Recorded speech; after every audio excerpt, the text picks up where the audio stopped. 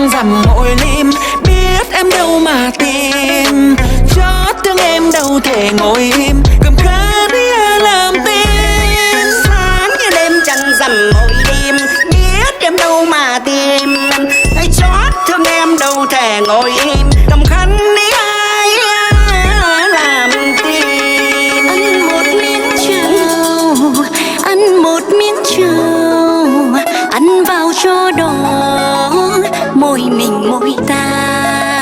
Ăn một miếng trầu bằng một chiếc cầu, bao lời chưa ngỏ duyên mình duyên ta.